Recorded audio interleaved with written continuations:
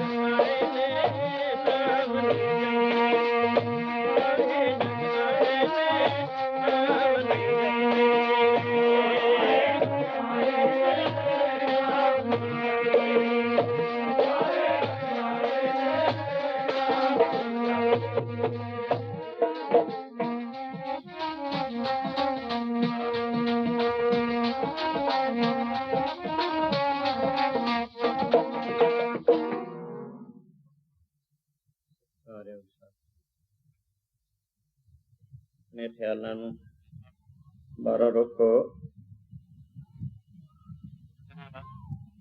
ਵਾਹਿਗੁਰੂ ਦੇ ਭਜਨ ਤੋਂ ਬਿਨਾ, ਪਰਮੇਸ਼ਰ ਦੀ ਭਗਤੀ ਤੋਂ ਬਿਨਾ, ਸੇਵਾ ਤੋਂ ਬਿਨਾ ਇਹਦਾ ਸਰੀਰ ਧਾਰਨ ਕੀਤਾ ਇਉਂ ਨਿਸਫਲ ਹੈ। ਜਿਵੇਂ ਕਿਸੇ ਬੱਕਰੀ ਦੇ ਗਲ ਵਿੱਚ ਦੋ ਥਣ ਹੁੰਦੇ ਹਨ, ਉਹਨਾਂ ਵਿੱਚ ਦੁੱਧ ਨਹੀਂ ਹੁੰਦਾ। ਦੁੱਧ ਤੋਂ ਬਿਨਾ ਜਿਵੇਂ ਉਹਨਾਂ ਦਾ ਹੋਣਾ ਵਿਅਰਥ ਮੰਨਿਆ, ਇਸੇ ਤਰ੍ਹਾਂ ਵਾਹਿਗੁਰੂ ਦੇ ਭਜਨ ਤੋਂ ਬਿਨਾ, ਸੇਵਾ ਭਗਤੀ ਤੋਂ ਬਿਨਾ ਮਾਨੁਖ ਤਨ ਧਾਰਿਆ ਵਿਅਰਥ ਹੈ। ਸਾਹਿਬ ਗੁਰੂ ਰਾਮਦਾਸ ਚੌਥੇ ਪਾਤਸ਼ਾਹ ਫਰਮਾਉਂਦੇ ਹਨ, ਜਿਨੀ ਐਸਾ ਹਰਿ ਨਾਮ ਨਾ ਚੇਤਿਆ। ਇਹੋ ਜਿਹਾ ਹਰੀ ਨਾਮ ਗਨਕਾਂ ਨੂੰ ਬਕੁੰਠਾਂ ਵਿੱਚ ਲਿਜਾਣ ਵਾਲਾ, ਗੁਰੂ ਨੂੰ ਅਟਲ ਪਦਵੀਆਂ ਦੇਣ ਵਾਲਾ, ਪਹਿਲਾਦ ਦੀ ਥਾਂ ਥਾਂ ਰਕਸ਼ਾ ਕਰਨ ਵਾਲਾ, ਔਰ ਕਬੀਰ ਨੂੰ ਉੱਚ ਪਦਵੀ ਬਣਾ ਕੇ ਕਰੋੜਾਂ ਜੀਵਾਂ ਦਾ ਉਧਾਰ ਕਰਾਉਣ ਵਾਲਾ। ਇਸੀ ਤਰ੍ਹਾਂ ਵਾਹਿਗੁਰੂ ਦੇ ਨਾਮ ਦੀ ਸ਼ਕਤੀ ਨੂੰ ਕਿਤਨਾ ਵਰਣਨ ਕੀਤਾ ਜਾਵੇ। ਜਿਨ੍ਹਾਂ ਨੇ ਇਹੋ ਜਿਹਾ ਹਰੀ ਨਾਮ ਨੂੰ ਜਪਿਆ, ਉਹ ਕਿਉਂ ਸੰਸਾਰ ਤੇ ਆਏ ਹਨ। ਉਹਨਾਂ ਦਾ ਆਉਣਾ ਨਿਸ਼ਫਲ। ਭਾਈ ਸਾਹਿਬ ਭਾਈ ਗੁਰਦਾਸ ਗੁਰੂ ਘਰ ਦੇ ਵੇਦ ਵਿਆਸ ਮੰਨੇ ਹਨ, ਜਿਨ੍ਹਾਂ ਦੀ ਰਚਨਾ ਗੁਰਬਾਣੀ ਦੀ ਗੁਰੂ ਗ੍ਰੰਥ ਸਾਹਿਬ ਜੀ ਦੀ ਕੁੰਜੀ ਮੰਨੀ ਗਈ, ਖਿਤਾਬ ਗੁਰੂ ਜੀ ਵੱਲੋਂ ਮਿਲਿਆ। ਆਪ ਜੀ ਇੱਕ ਥੋੜੇ ਅੱਖਰਾਂ ਵਿੱਚ ਸੁਖ ਵਾਹਿਗੁਰੂ ਦੀ ਭਗਤੀ ਸੇਵਾ ਤੋਂ ਬਿਨਾਂ ਨਹੀਂ ਮਿਲਦਾ। ਉਸ ਤੋਂ ਬਿਨਾਂ ਸਾਰੇ ਸਰੀਰ ਅੰਗਾਂ ਦੀ ਨਿਸ਼ਫਲਤਾ ਨੂੰ ਹੀ ਜਣਾਉਂਦੇ ਫਰਮਾਉਂਦੇ ਹਨ। ਸੁਖ ਸਤਿਗੁਰ ਚਰਨੀਓ ਵਾਸਨਾ ਹੋਰ ਕਿਤੇ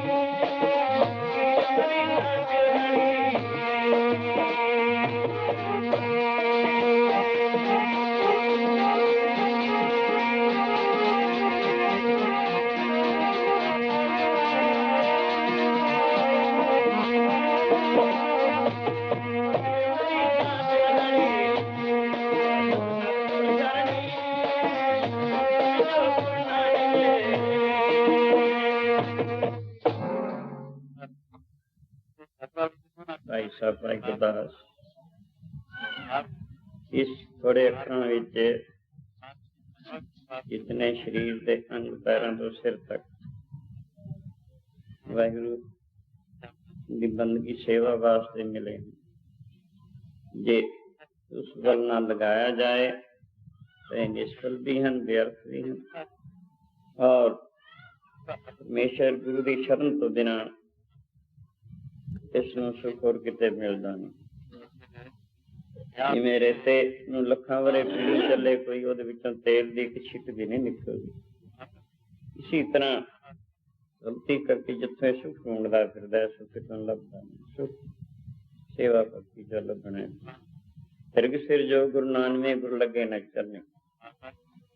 ਜਿਵੇਂ ਇੱਕ ਕਾਰੀਗਰ ਲੋਹਾਰ ਆਪਣੇ ਕਾਰਖਾਨੇ ਵਿੱਚ ਪਹੁੰਚ ਕੇ ਆਪਣੇ ਜਿਤਨੇ ਉਹਦੇ ਔਜ਼ਾਰ ਹਨ, ਟੂਲ ਹਨ, ਉਹਨਾਂ ਨਾਲ ਕੰਮ ਕਰਦਾ ਔਰ ਆਪਣਾ ਲਾਭ ਉਠਾਉਂਦਾ। ਇਸੀ ਤਰ੍ਹਾਂ ਜੀਵਾਤਮਾ ਰੂਪੀ ਕਾਰੀਗਰ ਸਥੂਲ ਸਰੀਰ ਰੂਪੀ ਕਾਰਖਾਨੇ ਵਿੱਚ ਪੰਜ ਕਰਮ ਇੰਦਰੇ, ਗਿਆਨ ਇੰਦਰੇ, ਮਨ ਬੁੱਧ ਆਦਿ ਨਾਲ ਸੇਵਾ ਭਗਤੀ ਰੂਪੀ ਕਰਮ ਕਰਨ ਵਾਸਤੇ ਆਇਆ ਹੈ ਔਰ ਪੂਰਨ ਸੁਖ, ਅਵਿਨਾਸ਼ੀ ਸੁਖ ਰੂਪੀ ਲਾਭ ਇਸ ਦੁਆਰਾ ਉਠਾਉਂਦਾ ਹੈ। ਅਗਰ ਇਹ ਨਾ ਕਰੇ ਤਾਂ ਹੀ ਉਹ ਦੱਸਦੇ ਹਨ, ਤਿਰਗ ਸਿਰ ਜੋ ਗੁਰੂ ਨਾਨਵੇਂ ਗੁਰ ਲੱਗੇ ਨ ਚਰਨੇ। ਸਿਰ ਦਾ ਫਰਜ਼ ਨਮਸਕਾਰ ਹੈ। ਅਗਰ ਇਹ ਗੁਰੂ ਪਰਮੇਸ਼ਰ ਦੇ ਪਿਆਰਿਆਂ ਨੂੰ ਨਹੀਂ ਨਿਭਦਾ, ਇਸ ਨੂੰ ਧਿਕਾਰਯੋਗ ਦੱਸਿਆ ਹੈ। ਜਿਹੜਾ ਲੱਗੇ ਨਾ ਚਰਨੀਆਂ, ਫਿਰਕ ਤੇਰਾ ਸਿਰ ਬੰਦਿਆਂ, ਲੱਗੇ ਨਾ ਚਰਨੀਆਂ, ਫਿਰਕ ਤੇਰਾ ਸਿਰ ਬੰਦਿਆਂ।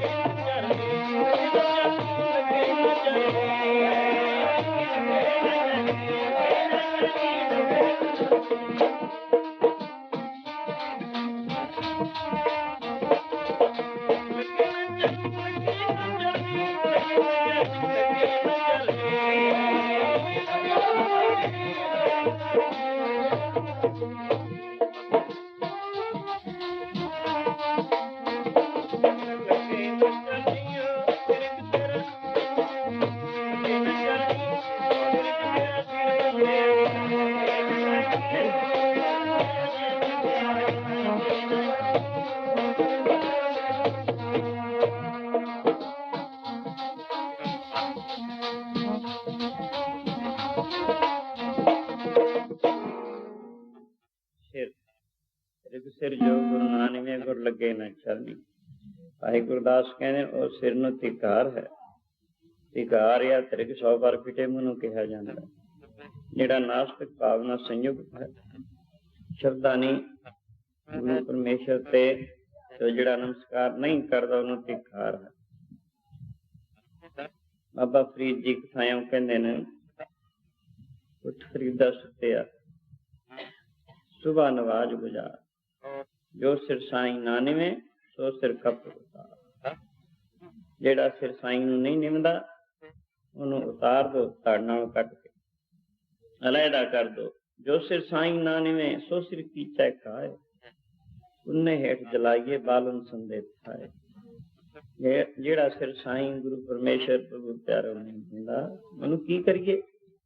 ਉਹਨੂੰ ਤੌੜੀ ਦਾਲ ਆਦਿ ਸਬਜ਼ੀ ਆਦਿ ਇੰਨਣ ਦੀ ਹੁੰਦੀ ਹੈ, ਉਹਦੇ ਹੇਠਾਂ ਬਾਲਣ ਦੇ ਥਾਂ ਫੂਕ ਦੋ। ਇਉਂ ਕਹਿੰਦੇ ਨੇ ਭਾਈ ਗੁਰਦਾਸ ਜੀ, ਕਹਿੰਦੇ ਨੇ ਉਹ ਸਿਰ ਨੂੰ ਧਿਕਾਰ ਹੈ, 100 ਵਾਰ ਫਿਟੇ ਮੂੰਹ ਹੈ, ਜਿਹੜਾ ਸ਼ਰਧਾ ਤੋਂ ਹੀ ਗੁਰੂ ਪਰਮੇਸ਼ਰ ਨੂੰ ਨਮਸਕਾਰ ਨਹੀਂ ਕਰਦਾ। ਸਿਰ ਤੋਂ ਨੀਚੇ ਅੱਖਾਂ ਹਨ, ਸਿਰ ਤੋਂ ਲਾ ਕੇ ਪੈਰਾਂ ਵੱਲੋਂ ਸਾਰਿਆਂ ਨੂੰ ਅੰਗਾਂ ਨੂੰ ਧਿਕਾਰਾਂ ਦਿੰਦੇ ਆ। ਕਹਿੰਦੇ ਆ ਤਿਰਗ ਲੋਇਣ ਗੁਰਦਰਸ਼ ਬਿਨਾ ਦੇਖੇ ਪ੍ਰਤਰਣੀ। ਜਿਹੜੀਆਂ ਅੱਖਾਂ ਨਾਲ ਟੁੱਟੀਆਂ ਨਿਗਾਹਾਂ ਨਹੀਂ ਦੇਖਦਾ, ਔਰ ਗੁਰੂ ਸਵਾਰਨ ਦੇ ਦੀਦਾਰ ਨਹੀਂ ਕਰਦਾ, ਉਹਨਾਂ ਅੱਖਾਂ ਨੂੰ ਵੀ ਧਿਕਾਰ ਯੋਗ ਦੱਸਿਆ, 100 ਵਾਰ ਫਿਟੇ ਨੂੰ ਦੱਸਿਆ। ਅੱਖਾਂ ਤੋਂ ਨੀਚੇ ਕੰਨ ਹਨ, ਕੰਨਾਂ ਦਾ ਫਰਜ਼ ਹੈ ਵਾਹਿਗੁਰੂ ਦਾ ਜਸ ਸੁਣਨਾ। ਉਹਨਾਂ ਨੂੰ ਵੀ ਕਹਿੰਦੇ ਤਿਰਕ ਸਰਵਣ ਉਪਦੇਸ਼ ਬਿਨਾ ਸੁਣ ਸੁਰਤ ਨਾ ਧਰਣੀ। ਉਹਨਾਂ ਕੰਨਾਂ ਨੂੰ ਧਿਕਾਰ ਹੈ ਜਿਹੜੇ ਪਿਆਰ ਨਾਲ ਹਰੀ ਦਾ ਜਸ ਨਹੀਂ ਸੁਣਦੇ, ਬਲਕਿ ਨਿੰਦਿਆ, ਚੁਗਲੀ, ਝੂਠ ਮੂਠ, ਖਿੱਚ ਪਿੱਚ ਆਦਿਕ ਵਿੱਚ ਲੱਗੇ ਰਹਿੰਦੇ। ਪਰਮਾਤਮਾ ਫਰਜ਼ ਵਾਹਿਗੁਰੂ ਦਾ ਜਸ, ਨਿੰਦਿਆ, ਚੁਗਲੀ, ਝੂਠ ਮੂਠ, ਖਿੱਚ ਪਿੱਚ ਮਨ ਨੂੰ ਹੋਰ ਮੈਲਾ ਕਰਦੀ ਹੈ। ਵਾਹਿਗੁਰੂ ਦਾ ਜਸ ਸੁਣਿਆ ਮਨ ਨੂੰ ਸ਼ੁੱਧੀ ਮਿਲਦੀ ਹੈ। ਇਹਦਾ ਪਰਮਾਤਮਾ ਫਰਜ਼ ਸਾਹਿਬ ਗੁਰੂ ਅਮਰਦਾਸ ਤੀਸਰੇ ਪਾਤਸ਼ਾਹ ਇਉਂ ਫਰਮਾਉਂਦੇ ਹਨ। ਸੁਣ ਕੇ ਅੰਮ੍ਰਿਤ ਨਾਮ ਪਵਿੱਤਰ ਹੋਵੋ, ਪਵਿੱਤਰ ਹੋਵੋ। ਸੁਣ ਕੇ ਅੰਮ੍ਰਿਤ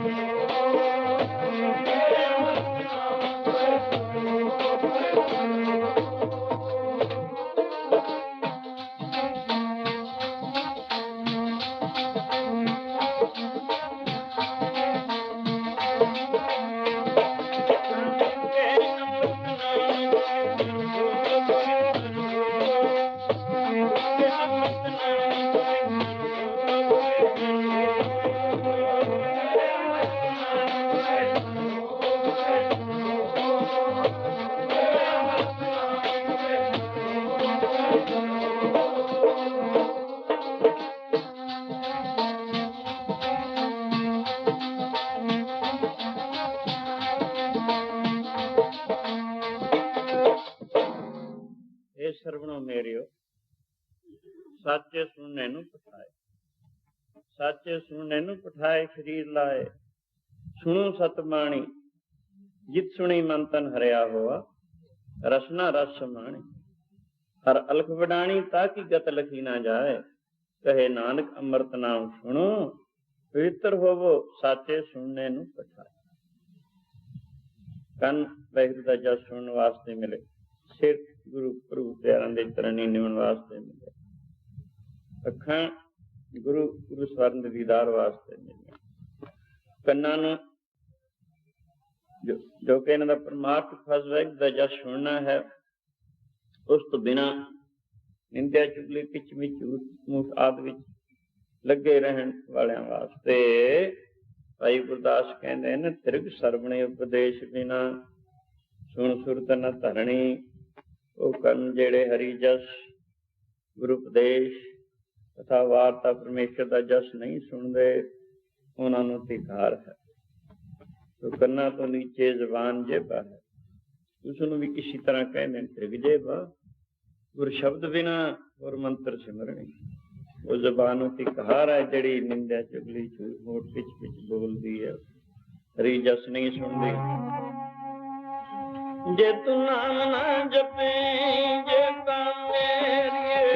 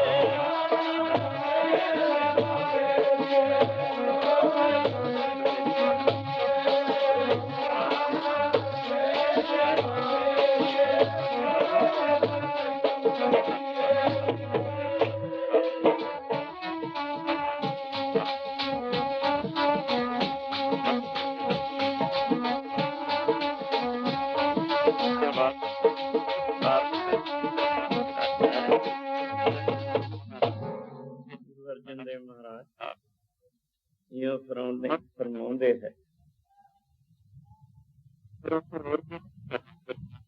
ਨੈਣ ਨਾ ਦੇਖੇ ਸਾਧ ਸੇ ਨੈਣ ਬਿਹਾਲਿਆ, ਕਰਨ ਨ ਸੁਨਹੀ ਨਾਦ ਕਰਨ ਮੁੰਡ ਘਾਲਿਆ, ਰਸਨਾ ਨ ਜਪੇ ਹਰ ਨਾਮ, ਤਿਲ ਤਿਲ ਕਰ ਕੱਟੀਏ ਹਰ ਨਾਮ, ਵਿਸਰੈ ਗੋਬਿੰਦ ਰਾਏ ਦਿਨੋਂ ਦਿਨ ਕੱਟੀ। ਜਿਨ੍ਹਾਂ ਨੇਤਰਾਂ ਕਰਕੇ ਸਾਧ ਕੀ ਸਾਧਨ ਸਪਨ ਪੁਸ਼ਪ ਰੂਪ ਪਿਆਰੇ, ਉਹਨਾਂ ਦਾ ਦੀਦਾਰ ਨਹੀਂ ਹੁੰਦਾ, ਨੇਤਰ ਦੁਖੀਏ। ਜਿਨ੍ਹਾਂ ਕੰਨਾਂ ਕਰਕੇ ਹਰੀ ਜਸ ਨਹੀਂ ਸੁਣਿਆ ਜਾਂਦਾ, ਉਹਨਾਂ ਵਿੱਚ ਸਿੱਕਾ ਢਾਲ ਦੇਣਾ ਚੰਗਾ। ਜਿਹੜੀ ਜ਼ੁਬਾਨ ਹਰੀ ਜਸ ਨਹੀਂ ਕਰਦੀ, ਉਹਨੂੰ ਛੋਟੀ ਛੋਟੀ ਕਰਕੇ ਕੱਟ ਦੇਣਾ ਚੰਗਾ। ਕਿਉਂਕਿ ਨਿੰਦਿਆ ਚੁਗਲੀ ਝੂਠ ਮੂਠ ਇਹਦਾ ਵੱਡਾ ਭਲਾ ਦੋਸ਼ ਹੈ, ਇਸ ਤੋਂ ਬਚਾਅ ਹੋ ਜਾਂਦਾ ਹੈ। ਇੱਕ ਥਾਂ ਇਉਂ ਫਰਮਾਉਂਦੇ ਨੇ ਹਜ਼ੂਰ, ਹੈ ਜੇ ਭੇ ਤੁਝੇ ਕਰੋ ਸ਼ਤਖੰਡ, ਜਾਮ ਨਾ ਉਚਰੇ ਸ੍ਰੀ ਗੋਬਿੰਦ। ਐ ਜ਼ਬਾਨ ਤੇਰਾ ਕੱਟ ਕੇ 100 ਟੁਕੜਾ ਕਰ ਦਾਂ। ਜੇ ਤੂੰ ਹਰੀ ਜਸ ਨਾ ਕਰੇ, ਨਿੰਦਿਆ ਚੁਗਲੀ ਝੂਠ ਮੂਠ ਪਿੱਛ ਵਿੱਚ ਲੱਗੀ ਹੋਵੇ, ਤਾਂ ਉਸ ਦੋਸ਼ ਤੋਂ ਬਚਾਉਣ ਵਾਸਤੇ 100 ਟੁਕੜਾ ਕੱਟ ਕੇ ਕਰ ਦਿੱਤਾ ਜਾਵੇ, ਤਾਂ ਕਿ ਉਸ ਦੋਸ਼ ਤੋਂ ਬਚ ਜਾਵੇ। ਨਿੰਦਿਆ ਕਿੰਨੀ ਬੁਰੀ ਹੈ, ਨਿੰਦਾ ਭਲੀ ਕਿਸੇ ਕੀ ਨਾ। ਮਨ ਮੁਖ ਮੁਗਧ ਕਰਨ ਮੂੰਹ ਕਾਲੇ ਤੇ ਨਿੰਦਕਾ ਨਰਕੇ ਕੋਲ ਪਵਨ। ਨਿੰਦਾ ਦਾ ਬੜਾ ਭਾਰਾ ਦੋਸ਼। ਸੁਈਓ ਇੱਕ ਥਾਂ 6 ਕਿਸਮ ਦੀ ਜ਼ਹਿਰ ਪੜਕਣੇ ਜ਼ੁਬਾਨ ਵਿੱਚ ਨਿਵਾਸ ਕਰਦੀ ਦੱਸੀ। ਤੁਮਾ ਤੁਮੀ ਵਿਸ ਅਕ ਧਤੂਰਾ ਨਿਮ ਫਲ, ਮਨ ਮੁਖ ਵਸੇ ਤਿਸ ਜਿਸ ਤੋਂ ਚਿਤਨਾ ਆਮ। ਤੁਮਾ ਤੁਮੀ ਦਿਓ ਅਕ ਧਤੂਰਾ ਨਿਮ ਫਲ, 6 ਕਿਸਮ ਦੀ ਪੜਕਣ ਮਾਨੋ ਉਸ ਜ਼ਬਾਨ ਤੇ ਵਾਸਾ ਰੱਖੀ, ਜਿਹਦੇ ਨਾਲ ਹਰੀ ਜਸ ਨਾ ਕੀਤਾ ਜਾਏ।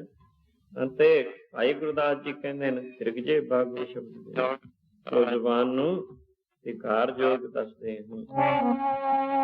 ਜੇ ਤੂੰ ਨਾਮ ਨਾ ਜਪੇ ਜਬਾਨ ਮੇਰੀਏ,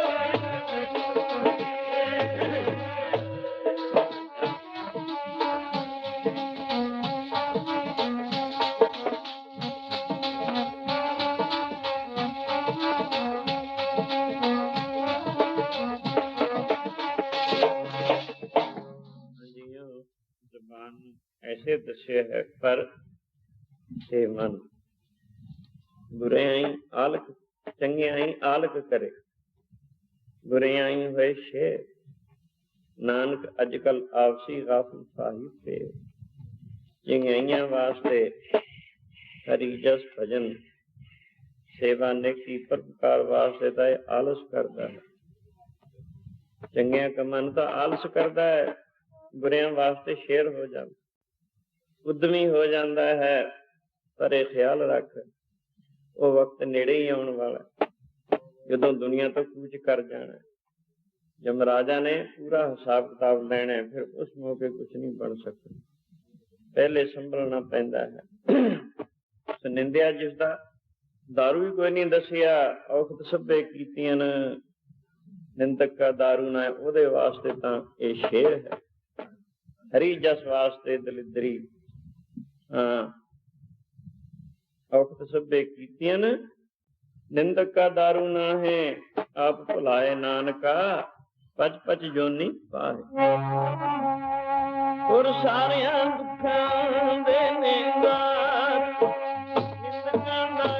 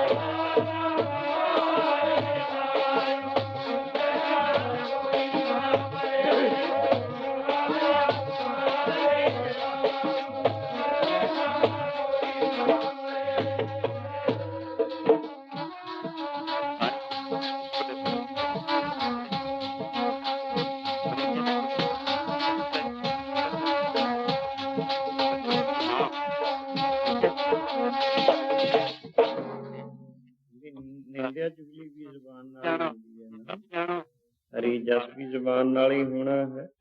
जिहड़ी जुबान दे नाल हरी जस दा करदा नहीं, निंदिया चुगली झूठ मूठ पिछ विच लग्या रहिंदा है। उस निंदा जिसदा बड़ा भारा दोष है, होर नरकां विच लै जांदी है, फल कुछ भी नहीं, फायदा कुछ भी नहीं। उस निंदिया दे बचाव तो बचण वास्ते गुरु जी कहते हैं इस जुबान नूं छोटी छोटी करके खट दिओ चंगा है, ताकि निंदा दे दोष तो बचाव हो जाए। हरी जस तां इहने करना ही कोई ना हो। सो भाई गुरदास जी कहते हैं उस जुबान नूं धिक्कार है जिहड़ी हरी जस नहीं करदी। जुबान ते नीचे हथ पैर हैं, हत्थां पैरां नूं भी सेवा जो इन्हां दा फर्ज है, परमार्थक फर्ज है सेवा आदि करनी, उस तो बिना धिकार जो दर्शाते हैं। ਫਿਰਕਾਰ ਹੱਥਾਂ ਪੈਰਾਂ ਨੂੰ, ਫਿਰਕਾਰ ਹੱਥਾਂ ਪੈਰਾਂ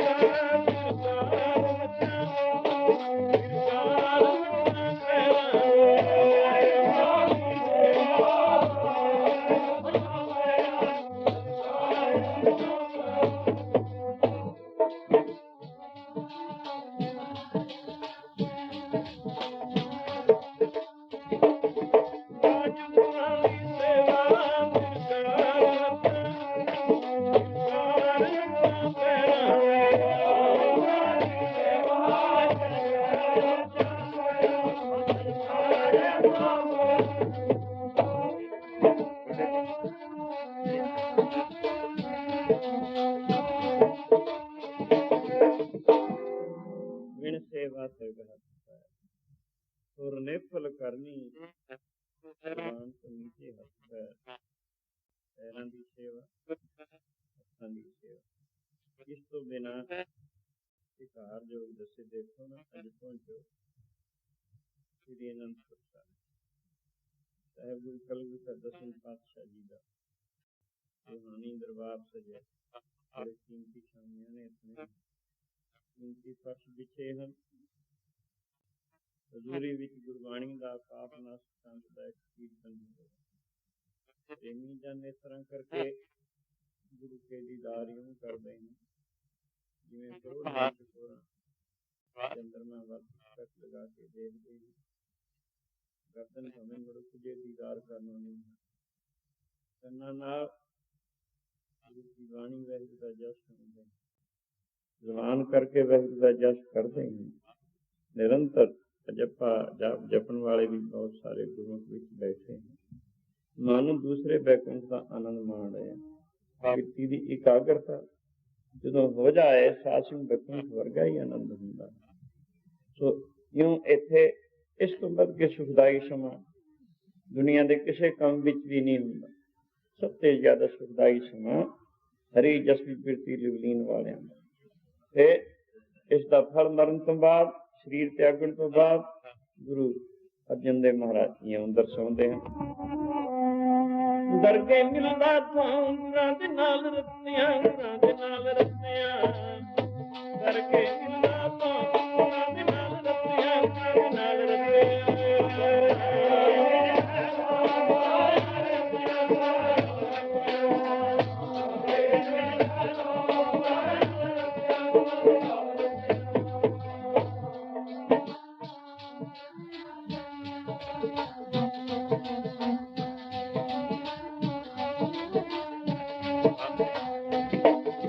ਕਰਕੇ ਮਿਲਦਾ ਥਾਂ ਗੁਰਾਂ ਦੇ ਨਾਲ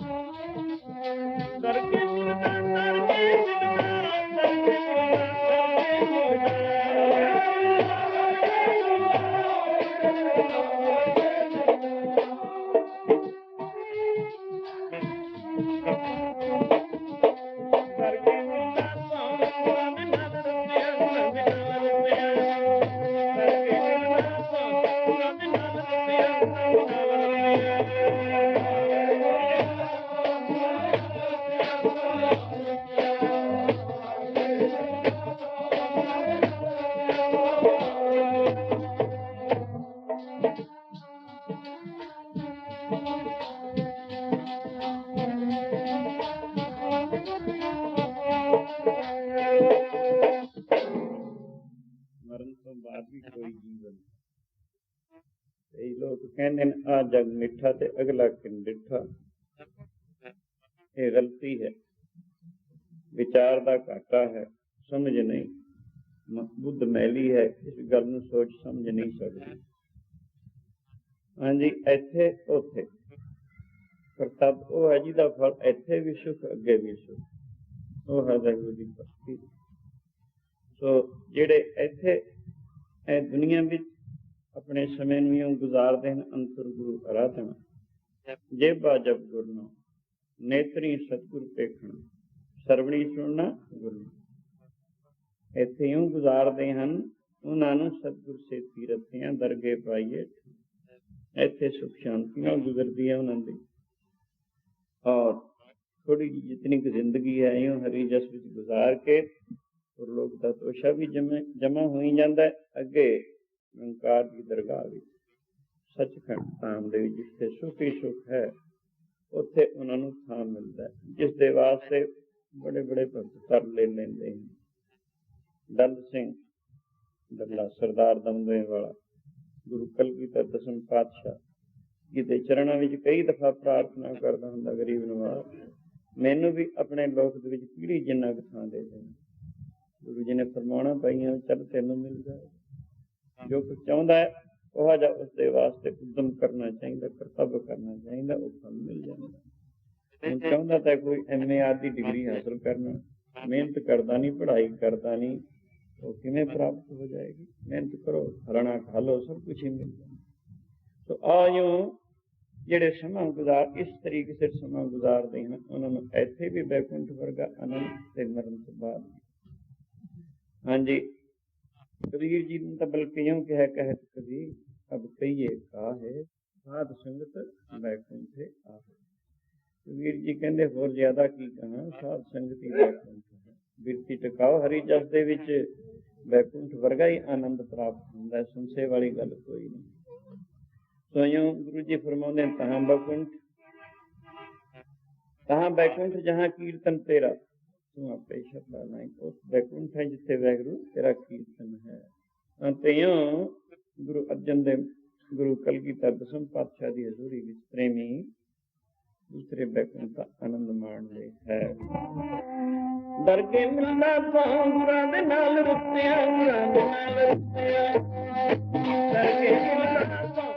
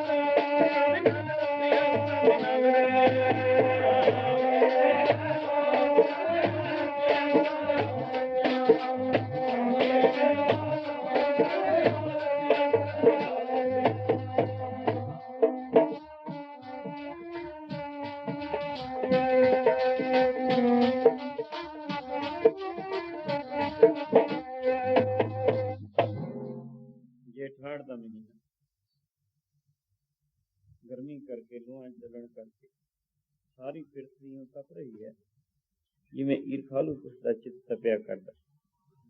बार बार प्यास लगती है तो बार बार पानी पींदे हैं। संगत विच जिन्हां नूं प्यास लगती है, प्रेमी सेवा करने वाले ठंडा पानी पिला रहे। गुरु कलगीधर दसम पातशाह नूं भी प्यास लगी, आवाज दिती जल पानी। गर्वी बरदार सिख हाजर नहीं सी, किते इधर उधर गया सी। ਸਾਹਮਣੇ ਇੱਕ ਛੋਰ ਅਵਸਥਾ ਦਾ 14-15 ਸਾਲ ਦੀ ਉਮਰ ਦਾ ਲੜਕਾ ਕਿਸੇ ਅਮੀਰ ਘਰਾਣੇ ਦਾ, ਬੜਾ ਖੂਬਸੂਰਤ ਸਰੀਰ ਹੈ, ਕੀਮਤੀ ਵਸਤਰ ਪਹਿਨੇ ਹੋਏ ਨੇ। ਉਹ ਉੱਠ ਕੇ ਜਾਂਦਾ ਹੈ, ਹੱਥ ਧੋ ਕੇ ਠੰਡੇ ਜਲ ਦਾ ਕਟੋਰਾ ਭਰ ਕੇ ਜਿਹਦੇ ਪਾਸ ਆ ਖਲੋਂਦਾ। ਉਹ ਕਟੋਰਾ ਆਪਣੇ ਹੱਥ ਤੇ ਲੈ ਲਿਆ, ਉਸ ਚੰਗੀ ਦੇ ਸਿਰ ਤੋਂ ਲਾ ਕੇ ਪੈਰਾਂ ਤੱਕ ਨਿਗਾਹ ਦੌੜਾਈ। ਪਿਆ ਕਿਸੇ ਅਮੀਰ ਦਾ ਪੁੱਤਰ ਹੈ। ਪੁੱਛਣਾ ਸ਼ੁਰੂ ਕੀਤਾ, ਬੀਬਾ ਕਾਕਾ ਕਿਸ ਦਾ ਪੁੱਤਰ ਹੈ? ਉਸਨੇ ਅਰਜ਼ ਕੀਤੀ, ਗਰੀਬ ਨਵਾਜ਼, ਮੇਰਾ ਪਿਤਾ ਇੱਕ ਸੇਠ ਆਦਮੀ ਹੈ, ਕਰੋੜਾਂਪਤੀ ਹੈ। ਹਾਂ, ਇਉਂ ਪ੍ਰਤੀਤ ਹੁੰਦਾ ਹੈ ਤੈਂ ਕਦੇ ਸੇਵਾ ਨਹੀਂ ਕੀਤੀ, ਕਿਉਂਕਿ ਤੇਰੇ ਹੱਥ ਪੈਰ ਬੜੇ ਕੋਮਲ ਪ੍ਰਤੀਤ ਹੁੰਦੇ ਨੇ। ਉਸਨੇ ਪ੍ਰਾਰਥਨਾ ਕੀਤੀ, ਪ੍ਰਭੂ ਪਹਿਲਾ ਦਿਨ ਹੈ, ਹਜ਼ੂਰ ਨੂੰ ਜਲ ਦਾ ਕਟੋਰਾ ਭਰ ਕੇ ਦਿੱਤਾ। ਘਰ ਨੌਕਰ ਚਾਕਰ ਬੜੇ ਹਨ, ਕੰਮ ਕਰਨ ਦੀ ਲੋੜ ਹੀ ਨਹੀਂ ਪੈਂਦੀ, ਸੇਵਾ ਦਾ ਕਿਤੇ ਮੌਕਾ ਹੀ ਨਹੀਂ। ਫਿਰ ਦੁਬਾਰਾ ਪੁੱਛਿਆ, ਗੁਰੂ ਜੀ ਨੇ ਇਹਨਾਂ ਹੱਥਾਂ ਨਾਲ ਕਦੇ ਸਾਸਨ ਦੇ ਜੁੱਤੇ ਚਾੜੇ ਹਨ, ਕਦੇ ਲੰਗਰ ਵਿੱਚ ਪਹੁੰਚ ਕੇ ਜੂਠੇ ਬਰਤਨ ਸਫਾ ਕੀਤੇ ਹਨ, ਕਦੇ ਤੱਪੜ ਵਿਛਾਏ ਹੋਣ, ਕਦੇ ਪੱਖਾ ਮਾਰਿਆ ਹੋਵੇ, ਜਲ ਛਕਾ ਸੰਤਨ ਕਈ ਕਿਸਮ ਦੀ ਸੇਵਾ ਕੀਤੀ ਹੋਵੇ? ਉਸਨੇ ਅਰਜ਼ ਕੀਤੇ, ਨਹੀਂ ਸੱਚੇ ਪਾਤਸ਼ਾਹ, ਪਹਿਲਾ ਦਿਨ ਆਪ ਨੂੰ ਜਲ ਦਾ ਕਟੋਰਾ ਭਰ ਕੇ ਦਿੱਤਾ। ਉਹ ਜਲ ਦਾ ਕਟੋਰਾ ਗੁਰੂ ਜੀ ਨੇ ਫੈਂਕ ਦਿੱਤਾ, ਡੋਲ ਦਿੱਤਾ। ਕੀਰਤਨ ਹੋ ਰਿਹਾ ਸੀ, ਕਿਉਂਕਿ ਦੂਰ ਤੱਕ ਇਹ ਗੱਲਬਾਤ ਸੁਣਾਈ ਨਹੀਂ ਦਿੱਤੀ। ਸਾਰੀ ਸੰਗਤ ਵਿੱਚ ਨਿਗਾਹ ਸਭ ਦੀ ਉਧਰ ਸੀ। ਸਭ ਦੇ ਦਿਲ ਵਿੱਚ ਖਿਆਲ ਕਈ ਕਿਸਮ ਦੇ ਪੈਦਾ ਹੋਣੇ ਸ਼ੁਰੂ ਹੋਏ ਵੀ ਪਾਣੀ ਮੰਗਾਇਆ ਸੀ, ਉਸਨੇ ਪਾਣੀ ਲਿਆਂਦਾ, ਇਸ ਭੁਜੰਗ ਵਿੱਚ ਪਤਾ ਨਹੀਂ ਕੀ ਨੁਕਸ ਹੈ, ਕੀ ਗਲਤੀ ਹੈ। ਪਾਣੀ ਡੋਲ ਦਿੱਤਾ, ਹਜ਼ੂਰ ਨੇ ਛਕਿਆ ਨਹੀਂ। ਕੋਈ ਜ਼ਰੂਰ ਗੱਲ ਸਭ ਦੇ ਦਿਲ ਦੀ ਜਾਣ ਕੇ, ਖਟਖਟ ਕੇ ਅੰਤਰ ਕੀ ਜਾਨ ਤੋਂ ਭਲੇ ਬੁਰੇ ਕੀ ਤੀਰ ਪਛਾਣ। ਸਭ ਦੇ ਦਿਲ ਦੀ ਜਾਣ ਕੇ ਕੁਝ ਸ਼ੰਕਾ ਦੂਰ ਕਰਨ ਵਾਸਤੇ ਔਰ ਕੁਝ ਸਿੱਖਿਆ ਦੇਣ ਵਾਸਤੇ ਹਜ਼ੂਰ ਨੇ ਕੀਰਤਨ ਬੰਦ ਕੀਤਾ। ਉੱਚੀ ਆਵਾਜ਼ ਨਾਲ ਫਰਮਾਨ ਕੀਤਾ, ਸਾਰੀ ਸੰਗਤ ਨੂੰ ਵਾਜ਼ਿਆ ਕਰਕੇ, ਪ੍ਰੇਮੀਓ, ਤੁਹਾਡੇ ਵਿੱਚ ਕੋਈ ਇਹੋ ਜਿਹਾ ਮਾਈ ਭਾਈ ਹੈ ਜਿਹੜਾ ਮੁਰਦੇ ਨੂੰ ਛੋਹ ਕੇ ਪਾਣੀ ਪੀ ਲਿਆ, ਭੋਜਨ ਛਕ ਲਵੇ? ਸਭ ਨੇ ਇੱਕ ਜ਼ੁਬਾਨ ਹੋ ਕੇ ਅਰਜ਼ ਕੀਤੀ, ਗਰੀਬ ਨਵਾਜ਼, ਮੁਰਦੇ ਨੂੰ ਛੋਇਆ ਪਾਣੀ ਕੌਣ ਪੀਂਦਾ ਹੈ, ਨਾ ਭੋਜਨ ਛਕਦਾ ਹੈ। ਹੋਰ ਤੱਕ ਕੀ ਇਹ ਕਿਤੇ ਕਿਤਾਈ ਕਿਸੇ ਪ੍ਰਾਣੀ ਦਾ ਮ੍ਰਿਤੂ ਹੋ ਜਾਂਦਾ, ਉਹਦੇ ਪਿੱਛੇ ਲੋਕੀ ਸ਼ਮਸ਼ਾਨ ਭੂਮਿਕਾ ਤਾਈਂ ਮਜਲ ਜਾਂਦੇ ਹਨ। ਪਿੱਛੇ ਆ ਕੇ ਇਸ਼ਨਾਨ ਕਰਕੇ ਕੱਪੜੇ ਬਦਲਦੇ ਨੇ, ਫਿਰ ਜਾ ਕੇ ਤੇ ਭੋਜਨ ਆਦਿ ਛਕਦੇ ਨੇ। ਆਪਣੇ ਮੁਰਦੇ ਦੇ ਪਿੱਛੇ ਜਾਣ ਕਰਕੇ ਇਤਨਾ ਸ਼ੁੱਧ ਮੰਨਦੇ ਨੇ। ਮੁਰਦੇ ਨੂੰ ਫਿਰ ਨਾ ਕੋਈ ਖਾਣਾ ਖਾਂਦਾ, ਨਾ ਪਾਣੀ ਪੀਂਦਾ। ਜਦੋਂ ਇਹ ਸਭ ਨੇ ਅਰਜ਼ ਕੀਤੀ, ਗੁਰੂ ਜੀ ਕਹਿਣਗੇ, ਭਾਈ ਮੈਂ ਕਿਉਂ ਮੁਰਦੇ ਨੂੰ ਛੋਇਆ ਪਾਣੀ ਪੀਣਾ? ਫਿਰ ਦੁਨੀਆ ਦੇ ਲੋਕ ਤਾਂ ਨਹੀਂ ਪੀਂਦੇ, ਮੈਂ ਕਿਉਂ ਪੀਲਾ ਮੁਰਦੇ ਨੂੰ ਛੋਇਆ ਪਾਣੀ? ਸਭ ਨੇ ਅਰਜ਼ ਕੀਤੀ, ਗਰੀਬ ਨਵਾਜ਼, ਕਿਸੇ ਅਮੀਰ ਦਾ ਲੜਕਾ ਹੈ, ਸ਼ੁੱਧੀ ਨਾਲ ਲਿਆਇਆ ਹੈ, ਇਹ ਮੁਰਦਾ ਤਾਂ ਨਹੀਂ। ਕਲਗੀਧਰ ਜੀ ਨੇ ਫਰਮਾਇਆ, ਤੁਹਾਨੂੰ ਨਹੀਂ ਪਤਾ ਗੁਰੂ ਨਾਨਕ ਸੱਚੇ ਪਾਤਸ਼ਾਹ ਨੇ ਕਿਸ ਨੂੰ ਮੁਰਦਾ ਕਿਹਾ? ਜਿਨ੍ਹਾਂ ਗੁਰੂ ਨਾਨਕ ਜੀ ਦੇ ਬਚਨਾਂ ਨੂੰ ਤਿੰਨਾਂ ਲੋਕਾਂ 14 ਭਵਨ ਵਿੱਚ ਸਭ ਨੇ ਸਵੀਕਾਰ ਕੀਤਾ, ਸਭ ਨੇ ਫੁੱਲ ਚੜਾਏ, ਤੇ ਹੁਣ ਨਹੀਂ ਪਤਾ ਗੁਰੂ ਬਾਬਾ ਜੀ ਕਿਸ ਨੂੰ ਮੁਰਦਾ ਕਹਿੰਦੇ? ਹੋਰ ਹੈਰਾਨੀ ਹੋਈ। ਸਭ ਨੇ ਫਿਰ ਪ੍ਰਾਰਥਨਾ ਕੀਤੀ, ਗਰੀਬ ਨਵਾਜ਼, ਗੁਰੂ ਬਾਬਾ ਜੀ ਕਿਸ ਨੂੰ ਮੁਰਦਾ ਕਹਿੰਦੇ ਹਨ? ਤੇ ਹਜ਼ੂਰ ਇਉਂ ਫਰਮਾਉਂਦੇ ਹਨ, ਮਿਰਤਕ ਕਹੀਏ ਨਾਨਕਾ, ਮਿਰਤਕ ਕਹੀਏ ਨਾਨਕਾ,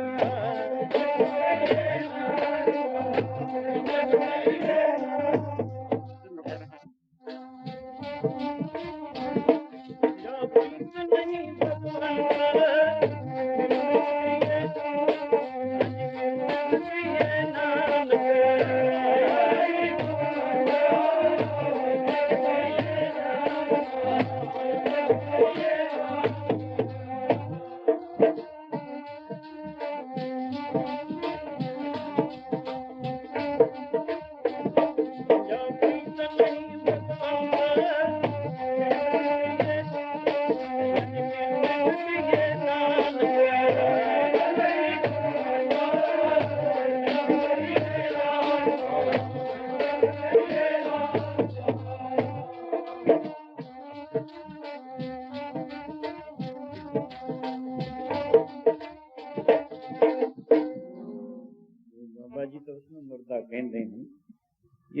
ਵਿੱਚ ਰੱਬ ਦਾ ਪਿਆਰ ਨਹੀਂ, ਰੱਬ ਦਾ ਪਿਆਰ ਨਾ ਹੋਣ ਕਰਕੇ ਸੇਵਾ ਭਗਤੀ ਨਹੀਂ ਕਰਦਾ। ਭਾਵੇਂ ਅਤ ਸੁੰਦਰ ਕੁਲੀਨ ਚਤਰ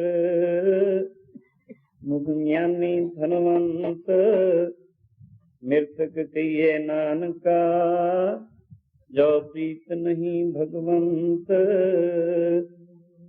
ਇਹਦੇ ਚਿੱਤ ਵਿੱਚ ਰੱਬ ਦਾ ਪਿਆਰ ਨਹੀਂ, ਪਿਆਰ ਨਾ ਹੋਣ ਕਰਕੇ ਸੇਵਾ ਭਗਤੀ ਨਹੀਂ ਕਰਦਾ। ਉਹ ਭਾਵੇਂ ਅਤੀ ਸੁੰਦਰ, ਸਰੀਰ ਦਾ ਬਹੁਤ ਹੀ ਖੂਬਸੂਰਤ ਹੈ, ਕੁਲੀਨ ਬਹੁਤ ਹੀ ਚੰਗੀ ਕੁਲ ਦਾ, ਭਾਵੇਂ ਚਤਰ, ਗੱਲਾਂ ਬਾਤਾਂ ਬਹੁਤ ਚਤਰ ਹੁਸ਼ਿਆਰ ਹੈ, ਮੁਖ ਗਿਆਨੀ, ਪੜਿਆ ਹੈ, ਨਿਰਾ ਪੂਰਾ ਆਲਮ ਹੈ, ਅਮਲ ਮੁਖ ਗਿਆਨੀ ਹੈ, ਧਨਵੰਤ, ਧਨਾੜ ਵੀ ਭਾਵੇਂ ਕਿਤਨਾ ਵੀ ਜ਼ਿਆਦਾ ਕਿਉਂ ਨਾ ਹੈ। ਇਹ ਪੰਜ ਸਿਫਤਾਂ ਇੱਕੇ ਕਿਸੇ ਵਿਅਕਤੀ ਸਰੀਰ ਵਿੱਚ ਪਾਈਆਂ ਜਾਂਦੀਆਂ ਹਨ, ਪਰ ਉਹ ਰੱਬ ਦੀ ਭਗਤੀ ਸੇਵਾ ਤੋਂ ਜੇ ਵਾਂਝਾ ਹੈ, ਖਾਲੀ ਹੈ, ਤਾਂ ਗੁਰੂ ਬਾਬਾ ਜੀ ਉਸਨੂੰ ਮੁਰਦਾ ਦੱਸਦੇ ਹਨ। ਮਿਰਤਕ ਕਹੀਏ ਨਾਨਕਾ ਜੋ ਪ੍ਰੀਤ ਨਹੀਂ ਭਗਵੰਤ। ਮਿਰਤਕ ਕਹੀਏ ਨਾਨਕਾ, ਮਿਰਤਕ ਕਹੀਏ ਨਾਨਕਾ,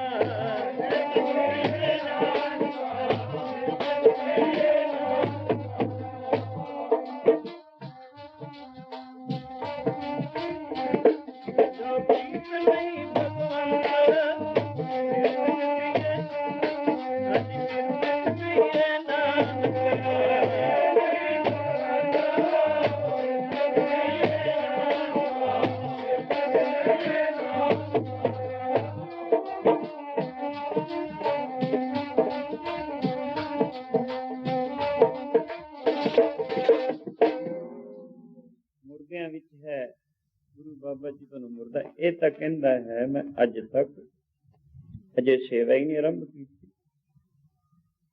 ਗੁਰਸਿੱਖੀ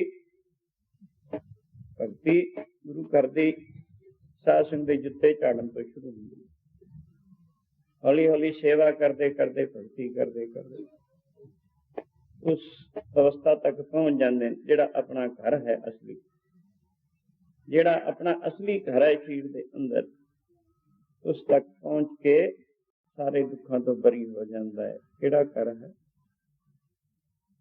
ਗੁਰਮੁਖ ਅੰਤਰ ਸਹਿਜ ਹੈ, ਮਨ ਚੜਿਆ ਦਸਵੇਂ ਆਕਾਸ਼, ਇੱਥੇ ਊਂਘ ਨਾ ਭੁੱਖ ਹੈ, ਹਰ ਅੰਮ੍ਰਿਤ ਨਾਮ ਸੁਖ ਵਾਸ, ਦੁੱਖ ਸੁਖ ਤੈ ਵਿਆਪਤ ਨਹੀਂ, ਜੈ ਆਤਮ ਰਾਮ ਪ੍ਰਗਾਸ।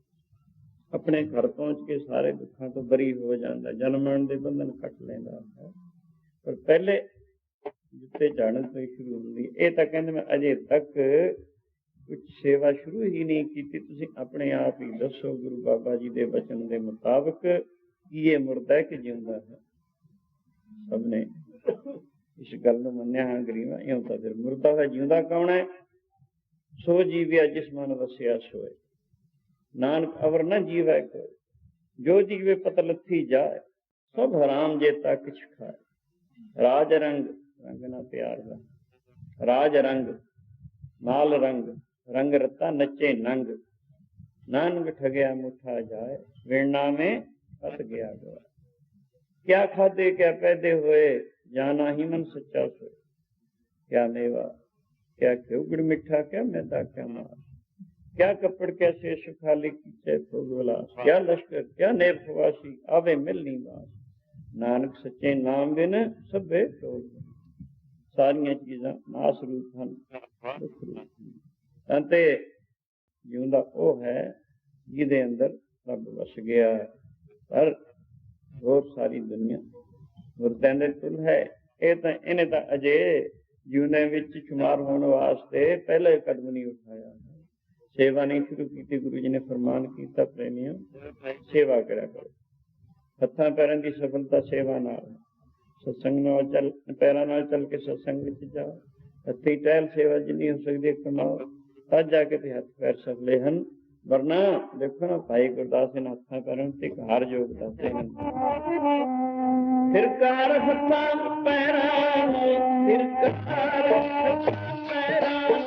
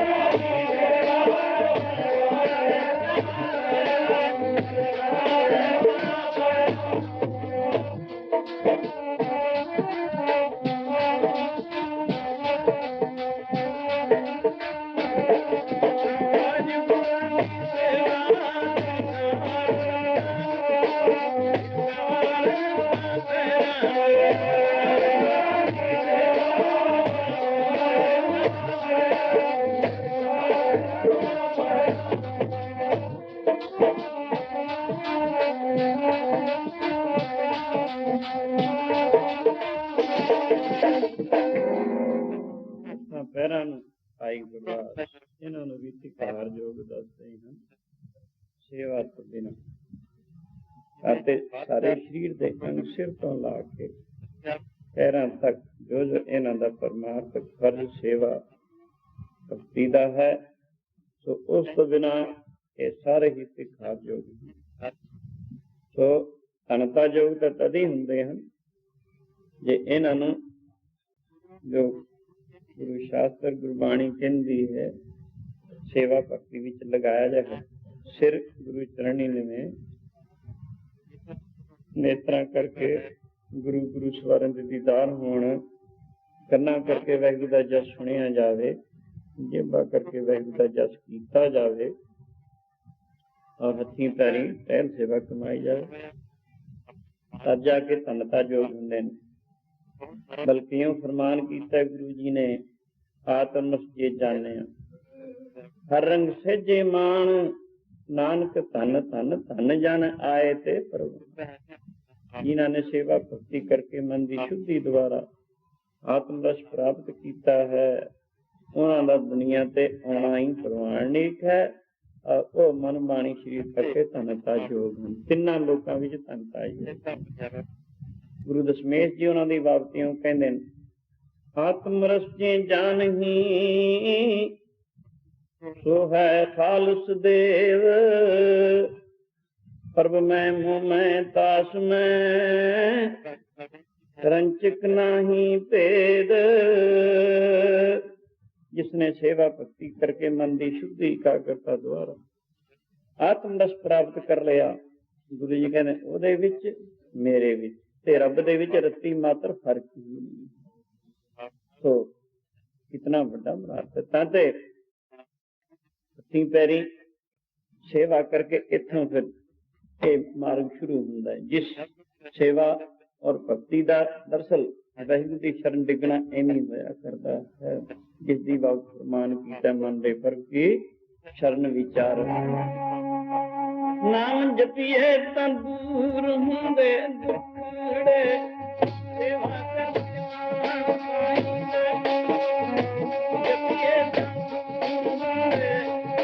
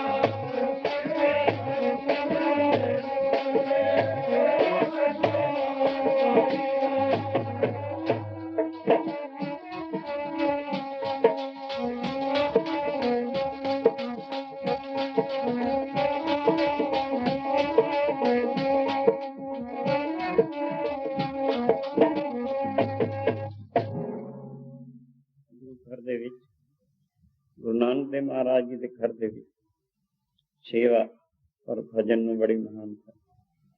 ਪਹਿਲੇ ਸਮਿਆਂ 'ਚ ਲੋਕ ਜਿਨ੍ਹਾਂ ਨੂੰ ਵੈਰਾਗ ਆਦਿ ਲੱਗਦਾ ਉਹ ਘਰ-ਬਾਰ ਛੱਡ ਕੇ ਦੁਨੀਆਂ ਨੂੰ ਤੁਰ ਜਾਂਦੇ, ਉੱਥੇ ਪਹੁੰਚ ਕੇ ਸਰੀਰ ਤੇ ਕਠਿਨ ਕਾਰਣਾ ਕਾਲਦੇ, ਤਪੱਸਿਆ ਕਰਦੇ, ਸਰੀਰ ਨੂੰ ਤਕਲੀਫ ਦਿੰਦੇ ਔਰ ਪਰਮੇਸ਼ਰ ਮਨ ਕਰਕੇ ਪਰਮੇਸ਼ਰ ਦਾ ਭਜਨ ਕਰਦੇ। ਇੱਕ ਤਨ ਹੈ, ਇੱਕ ਮਨ ਹੈ। ਤਨ ਕਰਕੇ ਤਪੱਸਿਆ, ਗਰਮੀ ਸਰਦੀ ਭੁੱਖ ਪਿਆਸ ਕਈ ਕਿਸਮ ਦੇ ਸਰੀਰ ਤੇ ਚੱਲਦੇ ਸੀ। ਮਨ ਕਰਕੇ ਭਜਨ ਕਰਨਾ। ਗੁਰੂ ਜੀ ਨੇ ਵੀ ਸਾਨੂੰ ਇਹੀ ਕੁਝ ਦੱਸਿਆ। ਸੇਵਾ ਜਿਹੜੀ ਹੈ ਤਪੱਸਿਆ ਨਾਲ ਬਹੁਤ ਵੱਡਾ ਦਰਜਾ ਰੱਖਦੀ ਹੈ। ਮਨ ਕਰਕੇ ਭਜਨ, ਬਾਣੀ ਪੜ੍ਹਨੀ, ਕੀਰਤਨ ਦੇ ਵਿੱਚ ਬਿਰਤੀ ਜੋੜਨੀ, ਸਿਮਰਨ ਵਿੱਚ ਬਿਰਤੀ ਜੋੜਨੀ, ਗੁਰੂ ਸਰੂਪ ਦੇ ਧਿਆਨ ਵਿੱਚ ਮਹਿਬ ਹੋਣਾ, ਇਹ ਭਜਨ ਵਿੱਚ ਸ਼ਮਾਲ ਹੈ। ਮਨ ਦਾ ਕਰਤੱਵ ਸਰੀਰ ਕਰਕੇ ਸੇਵਾ ਕਰਨੀ ਹੈ। ਤੀਰਥ ਇਹ ਪਰਮ ਤਪੱਸਿਆ ਹੈ।